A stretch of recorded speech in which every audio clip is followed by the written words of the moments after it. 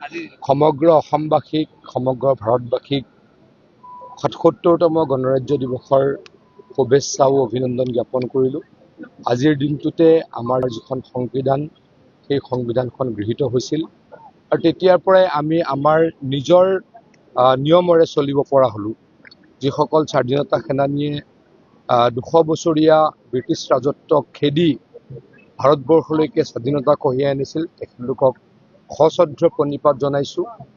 মহামানৱ মহাত্মা গান্ধীকে আদি কৰি প্ৰত্যেকগৰাকী ব্যক্তিয়ে বহু কষ্ট কৰি বহু ব্যক্তিয়ে জীৱন ত্যাগ কৰি আমালৈকে স্বাধীনতা আনি দিছিলে। স্বাধীনতা অনাৰ পাছত বি.আৰ. আম্বেদকাৰ ডাঙৰীয়াৰ সভাপতিত্বত সংবিধান সভাই এখন সংবিধান আমাৰ কাৰণে দিলে, যিখনক দি আমাক চলাব পৰা হ'লোঁ।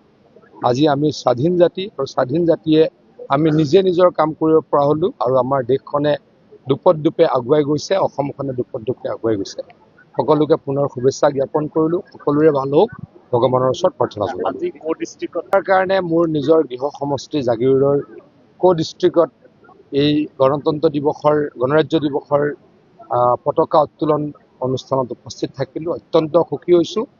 আচলতে মাননীয় মুখ্যমন্ত্ৰী ডাঙৰীয়াই যি প্ৰশাসনিক সংস্কাৰ কৰিলে, এই প্ৰশাসনিক সংস্কাৰৰ কাৰণেই প্ৰত্যেকটো সমষ্টিত একোখন সমজিলা গঠন কৰা হ'ল, যাৰ ফলত মানুহৰ বহু লাভ হ'ল।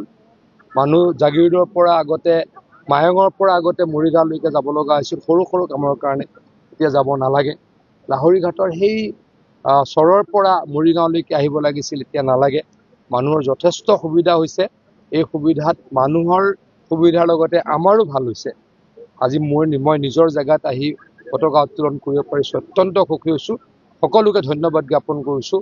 আজিৰ এই গণৰাজ্য দিৱসৰ এই কাৰ্যসূচীত কেইবা হাজাৰো ব্যক্তি ওলাই আহিলে। সকলোকে শুভেচ্ছা জ্ঞাপন কৰিলোঁ, সকলোকে ধন্যবাদ দিলোঁ।